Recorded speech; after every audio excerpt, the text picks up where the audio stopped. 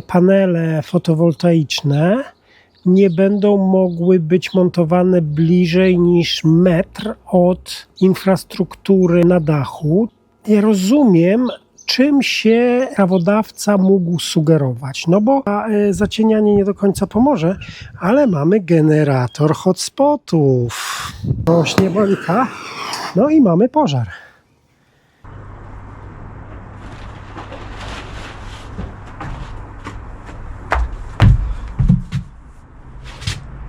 Chodźcie szybko, to coś wam pokażę. No witam serdecznie po raz kolejny. Dzisiaj tak troszkę w plenerze, na tle zieleni. Słońce świeci. Dzisiaj ma być najcieplejszy weekend w UK. Cieplejszy niż na Karaibach. Prawdopodobnie. Dzisiaj będziemy mówili troszeczkę o tym, co posłyszałem, co tam się dzieje w Polsce, jeżeli chodzi o projekt ustawy dotyczącej przepisów budowlanych, nie przepisów energetycznych, a przepisów budowlanych, ponieważ nasi wspaniali przedstawiciele władzy, którzy odpowiadają za ustawodawstwo, doszli do wniosku, że łatwiej im będzie kontrolować instalacje fotowoltaiczne w momencie, kiedy przepisy będą powiązane z prawem budowlanym, a nie z prawem energetycznym. Dlaczego to jest ważne? Dlatego, że jeżeli ktoś by był w off-gridzie, nie byłby podłączony do sieci elektroenergetycznej, wtedy to prawo energetyczne jego nie dotyczy i może sobie robić co chce. Natomiast jeżeli przepisy dotyczące instalacji fotowoltaicznych będą podciągnięte pod prawo budowlane, no to wtedy kupa. Każda taka instalacja będzie musiała spełniać wymogi danego prawa. I tutaj już nie będzie to miało znaczenia, czy jest to instalacja on-gridowa, czy off-gridowa. Jak długo budynek jest legalny, tak długo prawo to będzie dotyczyło instalacji fotowoltaicznych. No i tam są takie dziwne rzeczy, o których słyszałem i o których nie do końca chce mi się wierzyć, że ktoś mógłby pomyśleć, że dobrze byłoby je w tych przepisach mieć.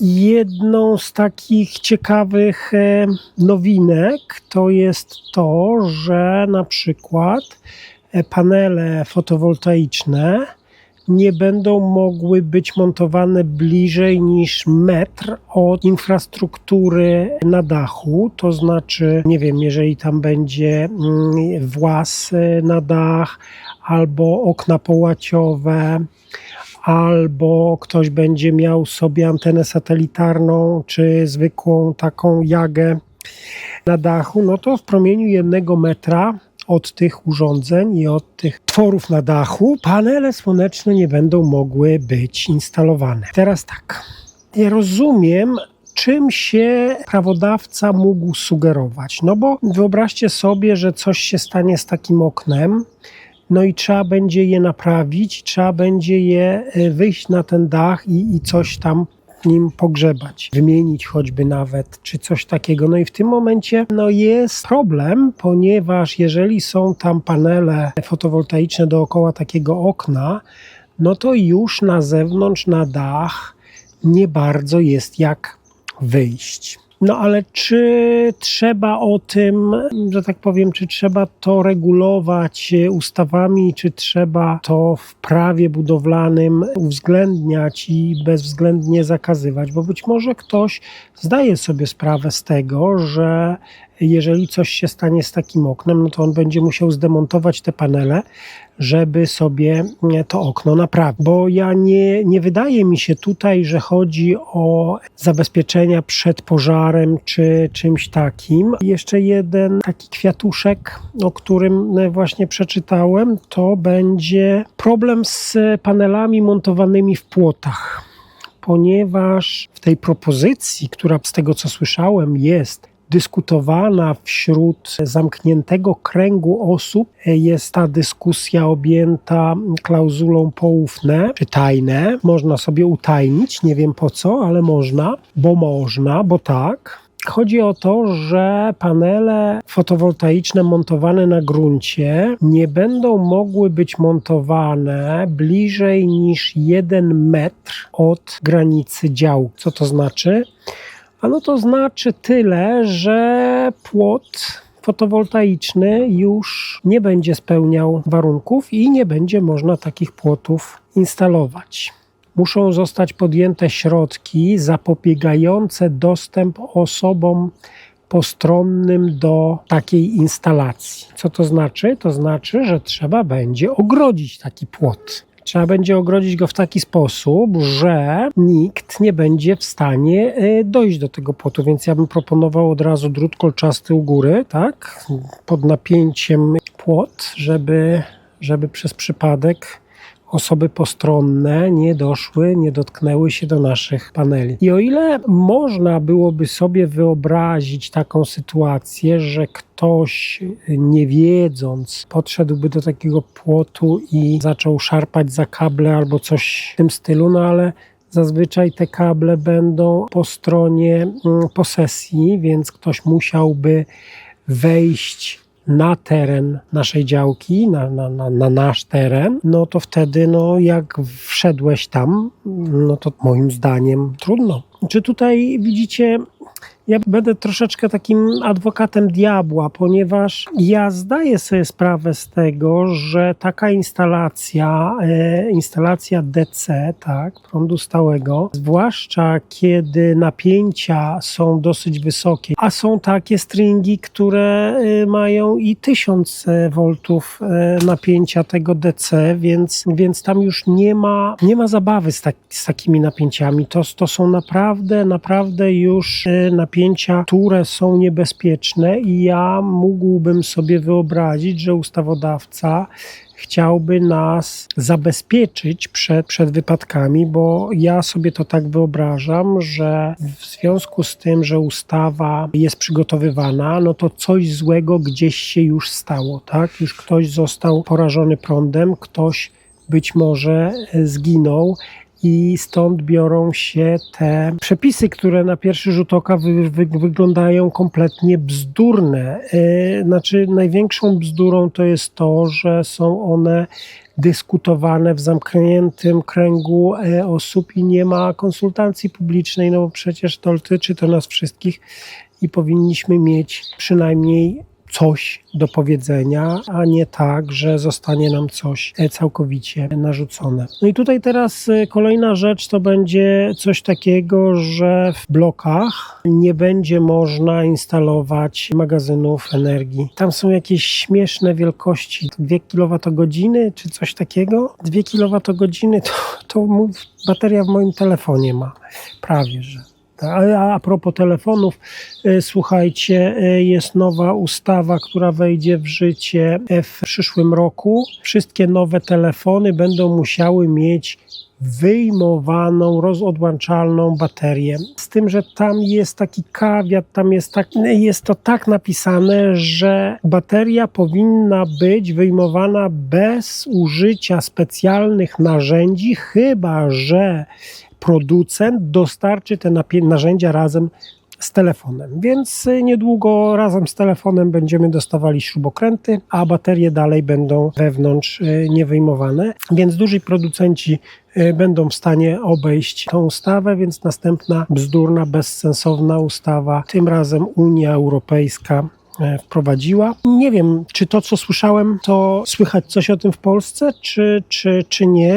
Dajcie znać w komentarzach, co o tym sądzicie. Słuchajcie, dzisiaj będziemy o paru rzeczach sobie mówili. Jeżeli mamy na przykład więcej niż 2 stringi paneli fotowoltaicznych na dachu, to powinniśmy albo zastosować diodę między stringami. W momencie, kiedy coś się stanie, to ta dioda ma zadanie, dioda wygląda tak. Dlaczego pokazuję te, a nie te?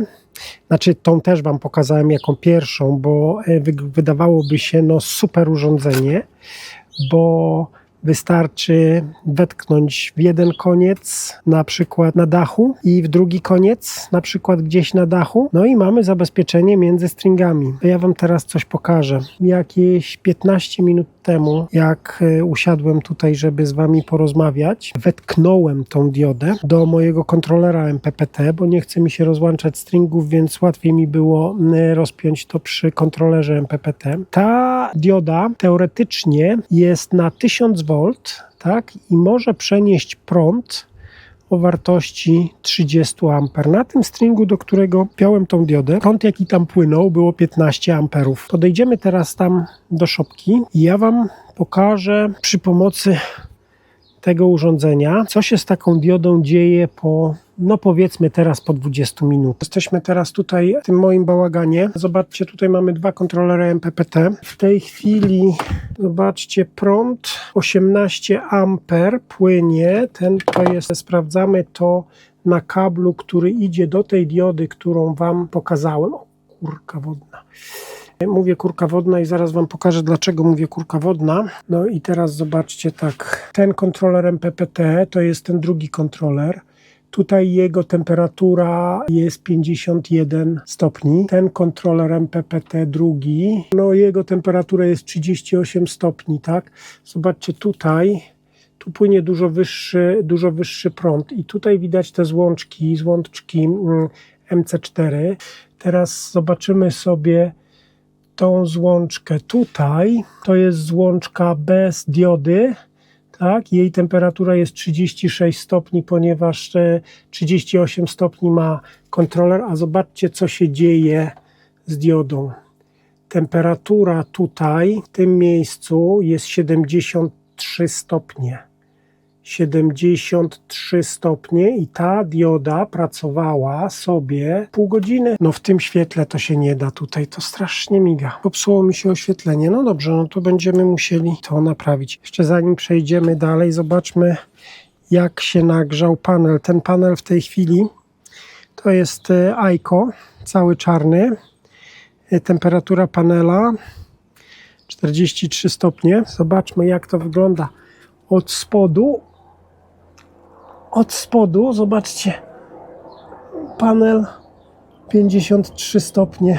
No i teraz słuchajcie, wydawałoby się, że takie fajne urządzenie, bo dużo przyjemniej jest korzystać z czegoś takiego niż z czegoś takiego. Teoretycznie w środku tutaj będzie dokładnie taka sama dioda, z tym, że to jest zamknięte. Tutaj nie ma przepływu powietrza. To się nagrzewa i ja widziałem już przypadki, gdzie to urządzenie kompletnie się stopiło. Popsuć to w ten sposób, żeby Wam pokazać, że w środku jest nic innego jak taka dioda.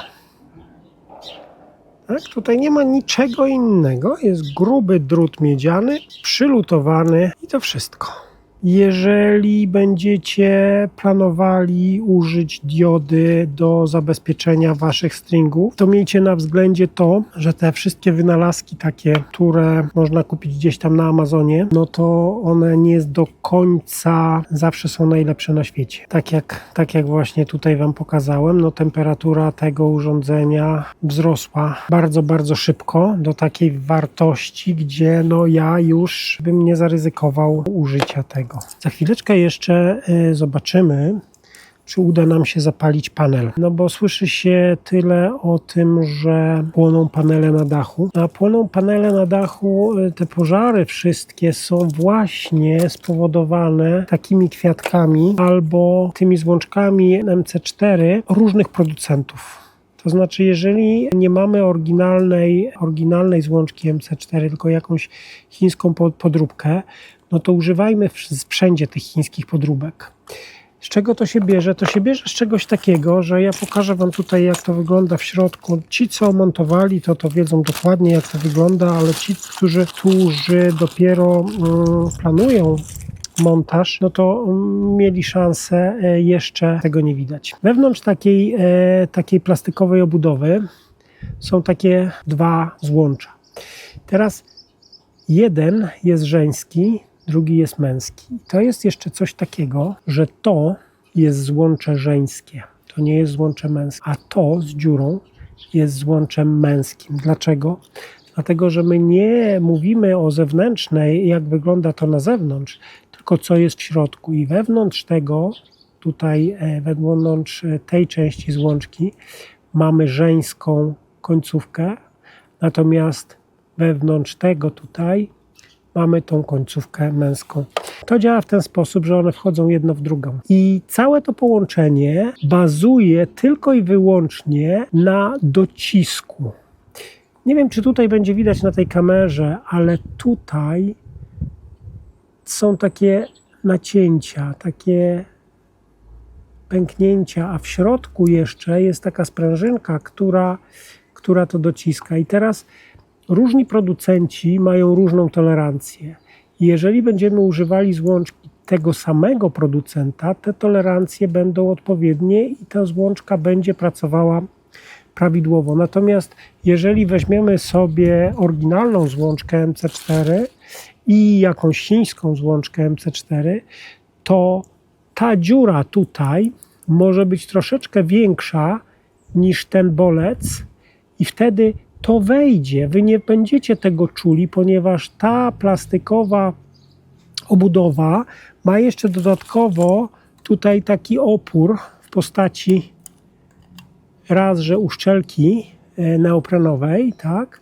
A poza tym jeszcze tutaj te takie sprężynujące kawałki plastyku, które powodują, że ta złączka nie powinna się teoretycznie sama rozłączyć, dlatego używamy do rozłączenia tego specjalnego urządzenia, które to przyciska teoretycznie i jesteśmy w stanie taką złączkę rozłączyć, rozebrać. Więc tak to wygląda, jeżeli chodzi o złączki MC4. No i to właśnie pożary zazwyczaj biorą się z tego, że te złączki nie są dobrane prawidłowo, nie są odpowiednie, ponieważ mamy złączki różnych producentów. No i oczywiście to się zaczyna grzać. Jak się grzeje, no to oporność wzrasta. Jak wzrasta oporność, no to prąd wzrasta.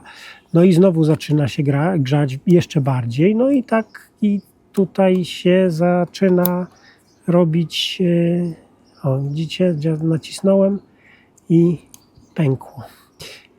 To jest właśnie jakość chińska. Wiem, nie powinienem naciskać, ale z drugiej strony no, to ma być 30 lat na dachu. 30 lat na dachu, więc to powinno być jakościowo no, bardzo dobre. Teraz jeszcze taka sytuacja jest, znaczy taka sprawa jest, że do tych złączek, no tutaj to jest komplet oryginalny, do tych złączek są takie obudowy, specjalne obudowy, takie puszki, które nawet w momencie, kiedy tutaj powstanie łuk i coś zacznie się niedobrego dziać, to jeszcze jest dodatkowa osłona z takim tworzywem, które się rozszerza i nie pozwala na to, żeby się pożar rozprzestrzeniał. Więc tak to wygląda, jeżeli chodzi o te złączki. Teraz wracając jeszcze do naszych wspaniałych ustawodawców, i oni tam też proponowali, żeby kable, które idą od paneli fotowoltaicznych do falowników, były instalowane albo pod tynkiem, albo w metalowych korytkach. Teraz słuchajcie, no ja widziałem różne rzeczy, jeżeli chodzi o instalacje te fotowoltaiczne i czasami ludzie naprawdę robią takie rzeczy, że włos się jeży na głowie i myślę, że to jest powód, dla którego tutaj no tym razem pewnie już Straż Pożarna miała duże obiekcje, bo zwykłe przewody od czasu do czasu widzi się jako te przewody, które doprowadzają napięcie paneli do inwertera. No słuchajcie, ja wam pokażę coś. To jest kabel zbrojony.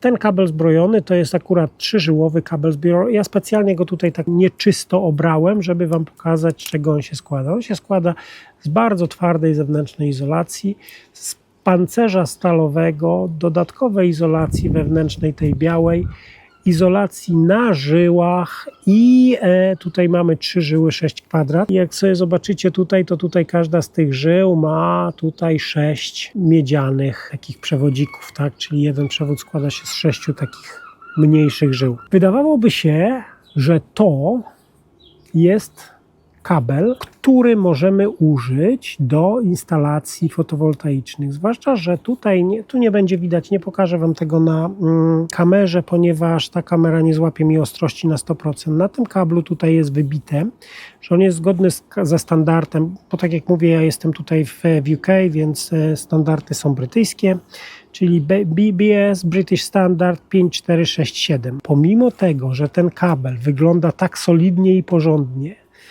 jego nie można użyć legalnie do podłączenia paneli fotowoltaicznych do falownika czy do kontrolerów MPPT. Tutaj w Anglii była duża dyskusja na ten temat, zwłaszcza w momencie, kiedy panele były stawiane na stojakach na ziemi i trzeba było dosyć długi odcinek kabla poprowadzić do garażu czy gdzieś tam do domu, żeby podłączyć to do kontrolerów MPPT. I ustawodawca po konsultacjach innymi ciałami, że tak powiem, doszedł do wniosku, że ten kabel nie spełnia wymagań, normy i nie wolno go używać.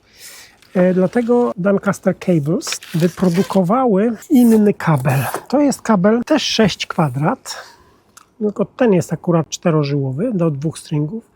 I zobaczcie, tutaj nie ma pancerza. To jest dosyć elastyczny kabel, jest dużo bardziej elastyczny niż ten pancerny zbrojony kabel. I on tutaj ma, ile on ma tutaj izolacji? Ten kabel ma tutaj 1, 2, 3 rodzaje izolacji. Natomiast tutaj mamy zewnętrzną izolację. Na tej zewnętrznej izolacji jest wyraźnie napisane, że to jest kabel do prądu stałego, tak? I jest napisane, że on jest pod napięciem w ciągu dnia. Nieważne, czy jest zachmurzone, czy nie. Jeżeli jest dzień, ten kabel jest pod napięciem, ponieważ on łączy nam nasze panele fotowoltaiczne z kontrolerem MPPT. I to nieważne, czy to jest kontroler MPPT w tanich chińskich falownikach, czy to jest zewnętrzny kontroler MPPT, który też może być tani chiński albo troszkę bardziej zaawansowany i droższy. To jest kabel taki, który w kilku wersjach. Ja mam akurat tutaj 4-żyłowy i 6 mm kwadrat na dosyć dłuższe odległości i do 2 stringów. Natomiast oni robią też kable 2-żyłowe, że mamy tylko jeden string, możemy sobie pociągnąć tym kablem. O ile to jest ten kabel, on jest droższy, on jest dużo droższy od pojedynczych takich kabli DC, ale jeżeli mamy ciągnąć sobie z dachu kabel na dół do garażu, dużo łatwiej i dużo wygodniej jest pociągnąć sobie takim kablem niż 4 niezależnymi, pojedynczymi. I już nie musimy dawać etykiet, że uwaga, napięcie stałe, że prąd stały i że jest pod napięciem w ciągu dnia, ponieważ to jest już tutaj wydrukowane na tym kablu. Znowu, gdybyśmy wszyscy używali odpowiednich podzespołów i używali odpowiednich narzędzi, no to nie mielibyśmy takich kwiatków, jakie mamy w tej chwili, że ustawodawca sobie coś tam wymyśla. Bo to, że on sobie tam wymyśla, no to z czegoś się bierze. I to się zazwyczaj bierze z tego, że komuś się stała krzywda, że ktoś się spalił, że ktoś zginął. Dobra, słuchajcie. Co ja teraz zrobię? Tam widzieliście ten mój ładny, naprawiony panel, moja modyfikacja. Spróbujemy ten panel zapalić teraz. Jak go spróbujemy zapalić? Jak to się dzieje, że taki panel się zapali? No to tak jak mówiłem, najczęściej to jest łuk. Najczęściej to jest niepoprawne połączenie albo źle zaciśnięte to połączenie. Słuchajcie, ja wiem, że jeżeli instalujecie sobie tylko raz te swoje 10 paneli, to trudno jest uzasadnić wydatek rzędu, nie wiem, tam 100 funtów na poprawną zaciskarkę, taką, która zrobi to w sposób prawidłowy. Ale być może ktoś ze znajomych ma.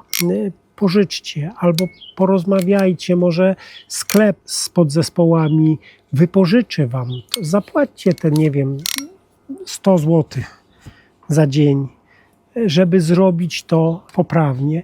No bo jeżeli nie zrobicie tego poprawnie, no to prędzej czy później pożałujecie tego ze względu na to, że no coś złego coś złego się stanie. A jeszcze tutaj zacząłem mówić o ilości izolacji. Tutaj w tym kablu mamy 3 warstwy izolacji, natomiast w tym mamy 2 zewnętrzne i 2 wewnętrzne, czyli 4. Mamy jedną więcej izolacji. Nie wiem, czy będzie tutaj widać, może na tym kablu będzie widać tutaj nawet ta jedna pojedyncza żyła na czerwonym będzie lepiej widać. Widzicie, że jest czerwony na zewnątrz i jeszcze jest białe w środku. Nie wiem, czy widać. Jak nie widać, to uwierzcie na słowo. Tak samo jest tutaj czarna zewnętrzna izolacja i biała jeszcze jedna w środku. Więc tutaj mamy 4 warstwy tej izolacji. Dlaczego to jest ważne? No to jest ważne, to jest cholernie ważne, ponieważ my tutaj mówimy o prądzie stałym. Prąd zmienny 50 razy na sekundę, tam nie ma różnicy potencjałów, tam jest 0 V, 50 razy na sekundę. W tym samym czasie tutaj zawsze jest takie same napięcie, zawsze jest ten prąd, jeżeli panele produkują energię i nasz MPPT odbiera. Jeżeli my dotkniemy się do tego wysokiego napięcia, no to nam stanie się krzywda, a w najlepszym wypadku tylko się poparzymy. I ja Wam pokażę za chwilę, i to jest właśnie to, czego nie lubię, bo tam jest taki gość, który mi przylatuje i zostawia białe plamy. To jest mały kruk, to nie jest wrona. Tutaj mamy parę kruków. To jest młodziutki, tegoroczny, wykluł się kruczek. Bardzo fajne są, one sobie tutaj na tych drzewach czasami przesiadują, patrzą i czasami są bardzo głośne. No ale nie musi dziad siadać mi na moje panele. Teraz tak, jak to się dzieje, że panele się nagrzewają? No w momencie, wyobraźcie sobie teraz, jeżeli przykryjemy jeden taki moduł na panelu, no to tam wzrośnie oporność tego modułu i jak wzrośnie oporność, to popłynie prąd, który będzie ten jeden moduł nagrzewał i on się będzie dużo mocniej grzał niż cała reszta i to są te hotspoty, dlatego czasami panele widać, że są takie odbarwione, a zwłaszcza tam, gdzie idzie cień. Ale to, co my będziemy robili, to my zrobimy coś innego. Ja wezmę jeden z tych paneli, znaczy wezmę ten uszkodzony panel i zaraz do Was wrócę. No słuchajcie, mamy tutaj taką sytuację. Mamy panel, który jest całkowicie pobity. Tutaj ja nawet próbowałem zrobić w nim dziurę. Ten panel w tej chwili podłączony jest tutaj do ładowarki MPPT. To jest taka chińska ładowarka MPPT i ten panel daje nam w tej chwili 34 V. Nie wiem, czy będzie widać. I zobaczcie, kompletnie pobity panel, ale cały czas coś tam sobie produkuje. Ja spróbuję zrobić jeszcze jeden myk. Tutaj zapniemy cęgi. Nie wiem, czy będzie widać. Zaraz zobaczymy. Widać coś. 1,36 A, 1,39 A. Spróbuję zewrzeć ten. Teraz rozłączę sobie to tutaj. Ten panel został zwarty. Zobaczcie. On jeszcze daje nam 6 A. 6,5 ampera. 6,5 ampera produkuje panel, który wygląda w ten sposób.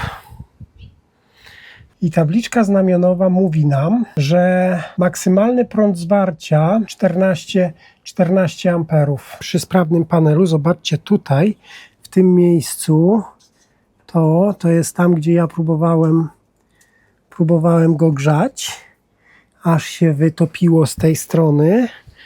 I on tutaj cały czas daje nam 6,5 ampera. 6,5 ampera, więc tracimy połowę jego mocy, ale on dalej produkuje. No słuchajcie, panel jest podłączony. Produkuje w tej chwili, będzie widać, znaczy 2 ampery sobie płyną cały czas przez niego, pomimo tego, że jest w takim, a nie innym stanie. No i my teraz spróbujemy zrobić jemu małe kuku, spróbujemy go zapalić, bo panele przecież na dachach się palą. Więc musimy wygenerować hotspot, taki punkt, w którym temperatura jego wzrośnie. Wzrośnie maksymalnie, jak tylko może wzrosnąć. No i do tego celu, no niestety tutaj zacienianie nie do końca pomoże, ale mamy generator hotspotów. Ten pan już występował u nas w momencie, jak żeśmy mówili o kablach DC. No i spróbujemy troszkę podgrzać ten panel do momentu, aż zacznie się palić. Tak jak widać tutaj na załączonym obrazku, szkło zaczyna odskakiwać. Słuchajcie, temperatura tego płomienia jest znaczna. Widać, jak tam zaczyna się odwarstwiać z tyłu. Nie wiem, czy to będzie widać na filmie.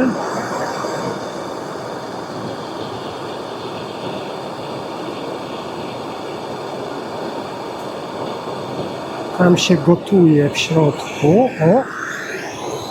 Rośnie bańka. No i mamy pożar. Wytworzyły się gazy w środku, które, zobaczmy od tyłu, tak to wygląda tutaj z tej strony. Szkło oczywiście się wypaliło. A co z naszym prądem? Jak wygląda nasza produkcja? Nasza produkcja 3 ampery. 3,6 ampera. Nie wiem, czy będzie widać. Będzie widać?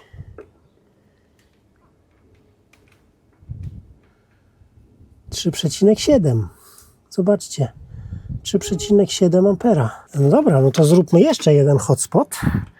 Bo ten hotspot tutaj został zrobiony.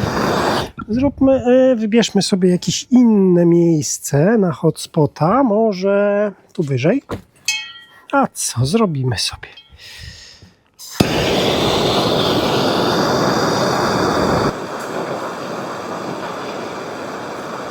Zaczyna się powoli.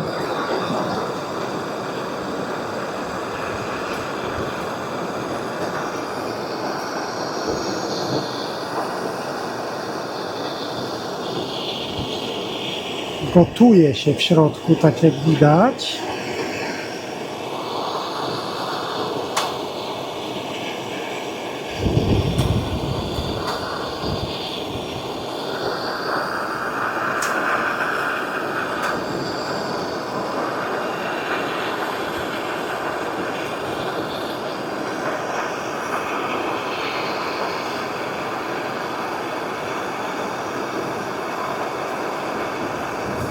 Rośnie ciśnienie, bo szkło się wybrzusza.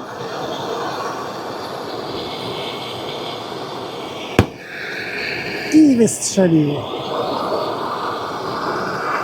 Będziemy podgrzewali tutaj, to będziemy produkowali więcej palnych gazów. No i mamy pożar z drugiej strony teraz. Zobaczcie, tutaj panel zaczął się nam palić.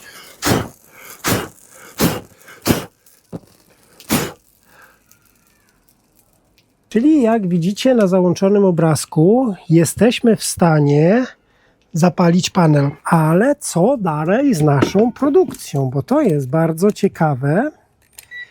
Czy my tutaj będziemy mieli jakiś prąd? Zobaczcie. 4,5 ampera. 4,5 ampera, więc jak naprawić panel? Panel po prostu trzeba podgrzać. No i zobaczcie, jak wygląda to z tej strony. 53 W. Tak to wygląda. Panel może się zapalić. Jest to możliwe, no ale musimy mieć generator hotspotów. Ten generator hotspotów. Zróbmy to jeszcze raz. Spróbujmy to zrobić gdzieś tutaj niżej. 4,5 ampera produkuje w tej chwili panel. Lecimy dalej.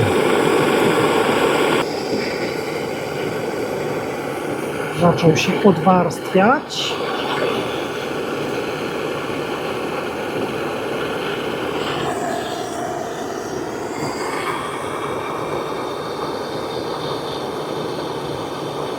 Gotuje się w środku. Ciśnienie rośnie.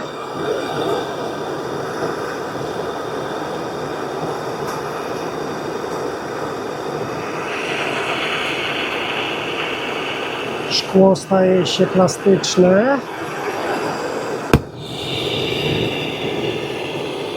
No i mamy palne gazy. Tutaj pali się z tej strony i pali się z drugiej strony. Pali się, nie pali się, topi się, ale nie pali. To są te żywice, które są palne, ale on się tutaj cały czas pali w środku. Zobaczcie, tam jest płomień w środku, ponieważ dostaje powietrze od spodu. Z drugiej strony. A co mamy na amperomierzu? Na amperomierzu, proszę ja Was, jest 4,5 ampera. Nie wiem, czy będzie widać. Widać? 4,5 ampera. Czyli udowodniliśmy, zaczyna pękać. Udowodniliśmy, że panel jest w stanie się zapalić. Spróbujmy teraz z drugiej strony, bo jeszcze za mało żeśmy go zepsuli. Spróbujemy zrobić hotspota w innym miejscu.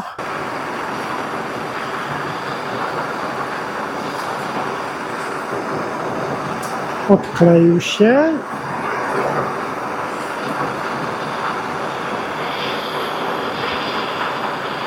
Szkło jest już czerwone. Ciśnienie rośnie. No i się pali.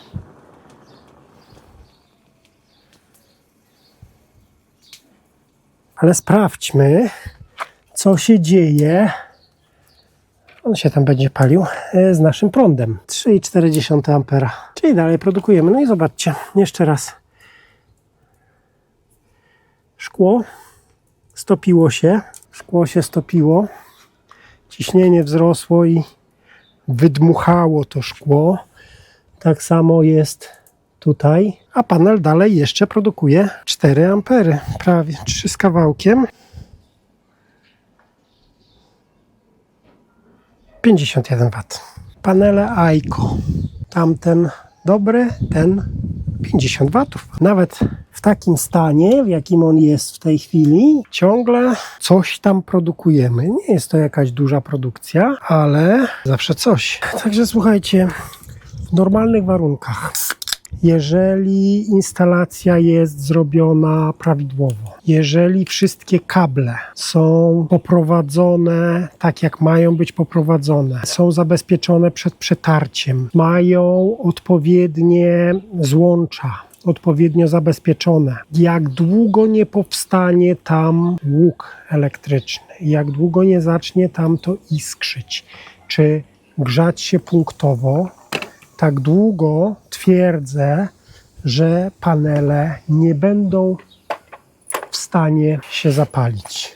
Jeżeli z kolei damy ciała, my zrobimy coś nie tak jak trzeba, nie panel, to nie jest wina sprzętu, to jest wina instalatora. I tylko i wyłącznie wtedy, kiedy instalator popełni błąd, pójdzie na skróty, zrobi coś głupiego, tylko i wyłącznie wtedy, ja tak patrzę tam w tamtą stronę, bo coś strzela i nie wiem, czy nie zapalił się ten panel całkowicie, a nie chciałbym, żeby się zapalił, tylko i wyłącznie wtedy, kiedy my damy ciała, kiedy my zrobimy coś nie tak jak trzeba, tylko i wyłącznie wtedy taki panel może się zapalić. Zauważcie, że ta temperatura, jaką ja przyłożyłem do tego panela, była tak wysoka, że topiło się szkło. Szkło miękło, ciśnienie, które powstawało pomiędzy szkłem a zewnętrzną warstwą tego panela, tą tylną warstwą tego panela, ciśnienie, te gazy, które się tam wytwarzały, były na tyle silne, że były w stanie wydmuchać to szkło na zewnątrz. I zauważcie, on jest cały popękany, a pomimo tego, że jest popękany, to ciśnienie tam rosło. nie wychodziło sobie to ciśnienie tymi szczelinami pomiędzy popękanym szkłem. Nie jest to dobre dla panela, że tak wygląda, ponieważ oczywiście każde takie pęknięcie powoduje zablokowanie pewnej ilości światła i nie wszystko trafia tam, gdzie ma trafić. Ale tak jak widać, no ten panel był troszeczkę żeśmy się nad nim poznęcali, a mimo to dalej ciągle jeszcze jest w stanie produkować te 4 ampery, 50 watów, które jest w tej chwili wykorzystywane. Ten panel w związku z tym, że on troszkę się pogiął, to jest na straty, ja go zutylizuję. Pomimo tego, że jest tak bardzo pobity, dalej jednak coś tam produkuje. Nie tyle, ile producent sobie wymarzył, ale jednak coś produkuje. I ja bym bardzo prosił o informacje, czy te rzeczy, o których mówiłem, są prawdziwe, to znaczy, bo tak jak mówię, ja tylko dostęp do tego mam to co przeczytam, no i troszeczkę się zmartwiłem tym, że ta ustawa jest konsultowana z klauzulą tajne, więc jakby ktoś słyszał coś więcej, to bardzo bym chciał, żebyście mi napisali tam w komentarzach, jak to wygląda naprawdę i co tam się dzieje. Musimy też zdawać sobie sprawę z tego, że wszystkie te bzdurne przepisy, które są wprowadzane, to one są wprowadzane przez nas. Może nie przez wszystkich, ale przez dużą część tych, którzy te instalacje sami sobie zbudowali. No bo jeżeli używamy nieodpowiednich przewodów, jeżeli używamy nieodpowiednich zabezpieczeń, no to pojawiają się problemy tego typu, że coś się pali, że kogoś poraził prąd, że ktoś zginął, nie daj Boże. No i w tym momencie odpowiedzialne państwo próbuje uratować sytuację w ten sposób, że wprowadza coraz bardziej restrykcyjne prawo. I teraz jest pytanie, jak bardzo będzie to prawo egzekwowane, no bo nie wiemy. Jeżeli nie bierzemy dotacji na naszą instalację, no to teoretycznie możemy sobie zrobić, co tam chcemy, chyba że smutny pan w garniturze zapuka któregoś dnia do drzwi i powie, no słuchaj, nie dość, że musisz to zdjąć, to jeszcze musisz nam tutaj dużo zapłacić. Teraz tak, jeszcze ja wam coś pokażę. Nie wiem, czy to będzie widać tutaj na tej kamerze. Jak to się dzieje, że nasz najlepszy na świecie falownik wie, kiedy my mamy wysłać energię do sieci. No bo słuchajcie, panele produkują sobie energię. Tutaj mamy jakieś tam panele. Słońce sobie tutaj świeci. Z tych paneli idą sobie 2 kabelki do kontrolera MPPT. Ten kontroler MPPT zamienia nam to na te nasze 20 czy tam 48 V i ładuje nam nasz magazyn energii. Nasz magazyn jest ładowany. W tym samym czasie ten sam magazyn jest podłączony do naszego falownika. Tak? Tutaj jest 48 V. Ten nasz falownik daje nam 230 V AC, bo tutaj mamy DC. Tak? Tu mamy DC, tutaj mamy DC. Ileś V, bo tutaj może być od, nie wiem, 40 do 1000 V. To nie ma znaczenia większego. Teraz tak, ten falownik przez oczywiście naszą rozdzielnicę, przez nasze bezpieczniki zasila nam naszą pralkę, ale w tym samym czasie jest też podłączony do sieci, tak, do sieci elektroenergetycznej. Teraz jeżeli tutaj mamy 230 V i tutaj mamy 230 V, to co potrzebuje nasza pralka, będzie zasysana stąd i stąd. Natomiast jeżeli tutaj będzie 230,5 V, no to już stąd nie weźmiemy, tylko wszystko to, co nam jest potrzebne, weźmiemy sobie z naszego falownika. Tutaj jest jeszcze sytuacja tego typu, że nawet jeżeli tutaj mamy 230 V i tu mamy 230 V, to oporność tych przewodów jest niższa od odporności tych przewodów. W związku z tym, nawet przy takim samym napięciu prąd popłynie sobie stąd do naszego urządzenia. Teraz jest tak. My produkujemy więcej niż potrzebujemy. Więc co robi nasz falownik? Nasz falownik podnosi nam napięcie do 231 V. 231 V i w tym momencie to, co zużywają nasze urządzenia, my zużywamy, a reszta jest wypychana do sieci, ponieważ tu mamy wyższe napięcie niż tutaj. Teraz jeżeli sobie weźmiemy taką ulicę. Tak, tutaj mamy ulicę, mamy domy po jednej stronie ulicy, mamy domy po drugiej stronie ulicy, jakieś tam domki jednorodzinne, bloczki, nie wiadomo co.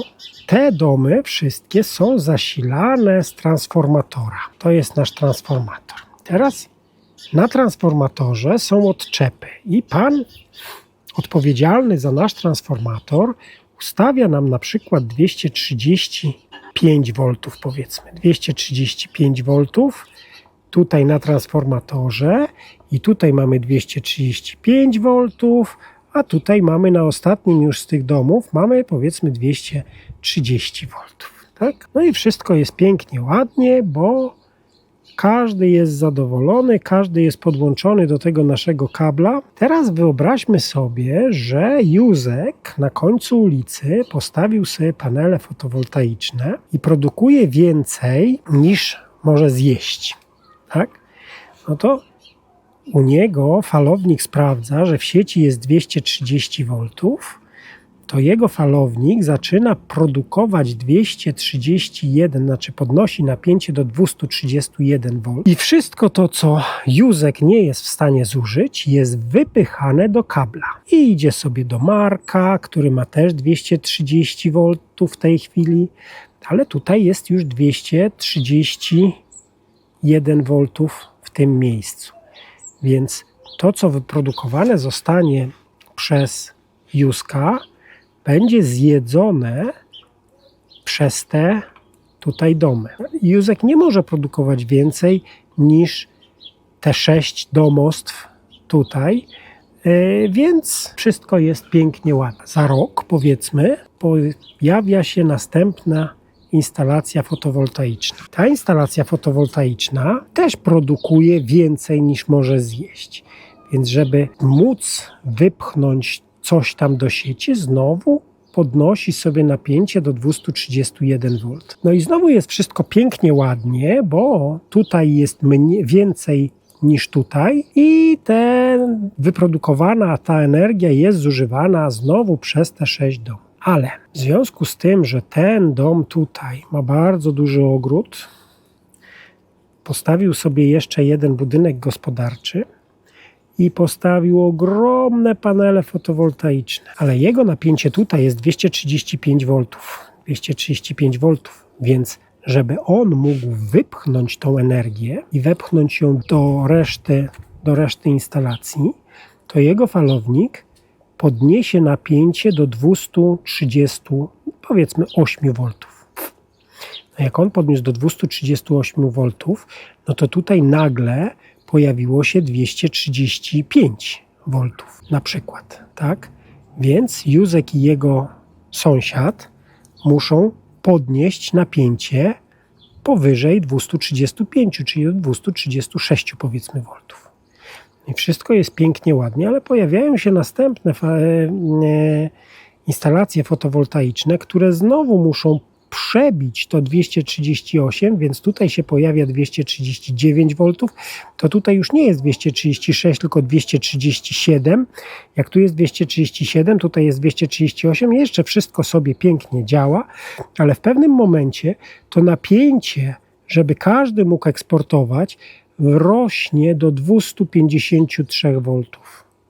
I to jest wszystko jeszcze pięknie, ładnie, ponieważ te 235 V, żeby wyzwolić zabezpieczenie, musi być przez co najmniej 10 minut. Po 10 minutach falowniki zaczną się wyłączać. Wszystkie te, które osiągną te 253 V, zaczną odpadać. No i wtedy jak on odpadnie, no to ten falownik sprawdzi sobie, próbkuje sobie sieci, mówi: o, napięcie z 253 spadło mi do 230 znowu, no to ja mogę już tylko wypychać do tej sieci 231 V. No i wszystko się samoczynnie reguluje. Teraz zauważcie taką jedną rzecz. Jak wygląda produkcja? Jeżeli sobie weźmiemy tutaj ilość energii, tak, w kilowatach na przykład, a tutaj sobie weźmiemy czas i powiedzmy, że tutaj mamy 12 godzinę, południe, tutaj mamy powiedzmy, nie wiem, 6 godzinę, a tutaj mamy godzinę, nie wiem, 17. To jak nasza produkcja wygląda? Nasza produkcja wygląda w ten sposób, że od zera tu zaczynamy produkować,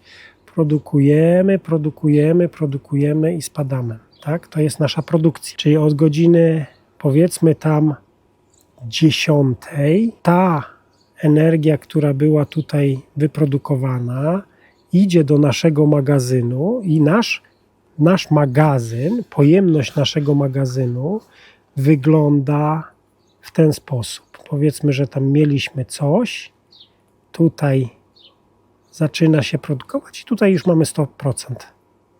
Jak mamy 100%, to trzymamy to 100% aż do tego momentu i dopiero tutaj zaczynamy go rozładowywać. O tak może, o tak, tak? Czyli od godziny 10, jeżeli nic żeśmy nie zmienili, jeżeli nasze ustawienia są takie, jakie są i są bezmyślne i głupie, to w tym momencie od godziny tej 10 tą nadwyżkę energii zaczynamy wysyłać do sieci. Wysyłamy ją do sieci do momentu, aż tutaj, nie wiem, 17, 18, kiedy to już słońce przestaje nam świecić i my zaczynamy korzystać z naszego magazynu i rozładowujemy go tutaj znowu do tam poziomu, nie wiem, 20-30% i znowu zaczynamy go ładować, jak tylko wstanie słońce. No i to jest złe. I to nie jest tak, jak to powinno wyglądać. Dlaczego? Bo teraz zauważmy, jak wygląda zapotrzebowanie na energię w sieci. Jest jakieś tam bazowe zapotrzebowanie, przychodzi godzina 6, to zapotrzebowanie rośnie drastycznie i powiedzmy tak koło godziny 8 spada znowu do jakiegoś tam poziomu. Tutaj w związku z tym, że jest bardzo duża produkcja, no to my nie potrzebujemy tej energii i teraz kończy się dzień roboczy, jest godzina 17, wszyscy wracają do domu i tutaj mamy znowu szczyt zapotrzebowania na tą energię do godziny tam powiedzmy 21 powiedzmy i znowu jest jakiś tam bazowy pobór. Jeżeli my sobie nałożymy te dwa obrazki do kupy, to wyjdzie nam coś takiego, że wtedy, kiedy tutaj jest zapotrzebowanie największe, to my ładujemy sobie baterię. A tu wtedy, kiedy nie ma zapotrzebowania na tą energię, my tą energię za darmo odsyłamy do sieci. I znowu w momencie, kiedy to zapotrzebowanie rośnie w tym szczycie popołudniowym, my już nie mamy co odsyłać, bo wtedy my używamy energii z naszego magazynu. A teraz, gdybyśmy zrobili coś takiego, załóż tutaj w nocy po godzinie tam powiedzmy 21 zostawiamy sobie ileś tam tej energii, 30% powiedzmy, 30%. Korzystamy z tej energii w nocy oczywiście do 30%. Teraz tutaj jest ten szczyt poranny, to my oddajemy tą energię do sieci w tym szczycie, tak? Dostajemy dużo ciurlików za tą energię, znaczy więcej niż tutaj. Rozładowujemy ten magazyn nasz tutaj do minimalnej wartości, jaką możemy sobie pozwolić. Tak? Jeżeli chcemy oszczędzać na tym magazynie, no to nie wiem, 5% pojemności tu zostaje. I teraz wtedy, kiedy wszyscy ci, co nie myślą, wysyłają tą energię do sieci, my zaczynamy nasz magazyn ładować. I my go do godziny 17 naładujemy do 100%. I o godzinie 17 zaczynamy rozładowywać ten nasz magazyn do powiedzmy tych 30%. Tak? 30% o 21 i tylko w tej chwili już zużywamy to, co my mamy zużyć, to jest nasze zużycie, nie wysyłamy tego do sieci. Teraz zauważcie, co się dzieje. Tu oddajemy energię, tu wysyłamy energię i dostajemy ciurliki. Tu nie wysyłamy energii do sieci za darmo, tylko ładujemy sobie nasz magazyn. I w momencie, kiedy nasz magazyn jest pełny tutaj, znowu wysyłamy energię do sieci i znowu dostajemy te nasze ciurliki, ponieważ cena energii, jeżeli sobie zobaczymy tutaj na ten wykres, to tutaj będzie wysoka, tutaj będzie 0 zazwyczaj latem, a tutaj będzie znowu wysoka, tak? Czyli mamy cena energii, jeżeli weźmiemy sobie cenę energii, to tutaj będzie ileś tam, tutaj będzie wyżej, tak, do tego momentu, tutaj znowu będzie albo nawet poniżej i tu znowu ta cena energii będzie wysoka, żeby tutaj spaść do jakiegoś tam dziwnego poziomu. Więc pomyślmy, mamy ten magazyn, załadowaliśmy kupę kasy w ten magazyn, w tą całą naszą instalację. Zróbmy coś mądrego. Przejdźmy na taryfę, która będzie nam gwarantowała to, że będziemy mieli tanią energię wieczorem. Dlaczego? Latem to nie ma znaczenia, ale zimą to ma znaczenie, bo wtedy zimą my będziemy sobie ładowali nasz magazyn wtedy, kiedy energia jest tania i wtedy tutaj o 6 my już będziemy mieli powiedzmy 100% magazynu. Jeżeli tutaj jest 100%, to jest 100% magazynu i przez cały dzień będziemy sobie spokojnie ten magazyn rozładowywali, nie biorąc nawet jednej watogodziny z sieci i znowu o godzinie wtedy, kiedy jest tania energia, zaczynamy ten magazyn ładować tak, żeby tutaj rano, jak się skończy ten okres taniej energii, znowu zacząć korzystać z tego magazynu. Tak jest zimą. A latem oddajemy energię do sieci wtedy, kiedy energia jest droga, a nie wtedy, kiedy nie dostajemy za nią nic.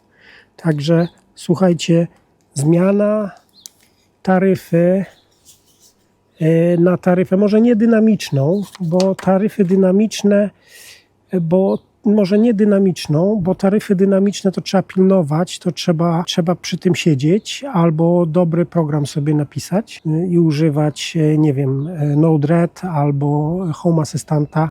Więc zróbmy sobie, weźmy sobie te taryfy takie jak trzeba, zaprogramujmy sobie te magazyny tak jak trzeba i zacznijmy zarabiać na nich albo szybciej je amortyzować, bo ja rozumiem, że już żeście zmniejszyli swoje zużycie, już macie jakieś tam oszczędności, ale jak długo słychać o tym, że falowniki się wyłączają, bo napięcie wzrosło do 253 V, tak długo ja jestem przekonany, że instalacje fotowoltaiczne są skonfigurowane niepoprawnie i z tego to się bierze. Oczywiście są ci, którzy mają instalacje na starych zasadach, ci, którzy nie mają magazynów. No i wtedy już jest problem. No ale o tym możemy sobie jakoś tam podyskutować może przy innej okazji. Jeżeli ktoś się nie zgadza z tym, co mówię,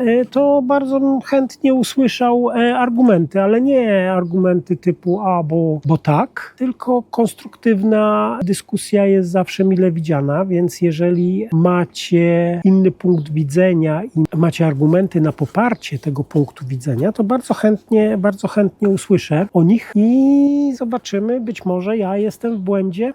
Nie mówię, że nie, więc może warto jest podyskutować i zobaczyć, jak to się będzie dalej wszystko przedstawiało. Dobra, słuchajcie, wystarczy na dzisiaj marudzenia. Wielkie dzięki za oglądanie i do zobaczenia następnym razem.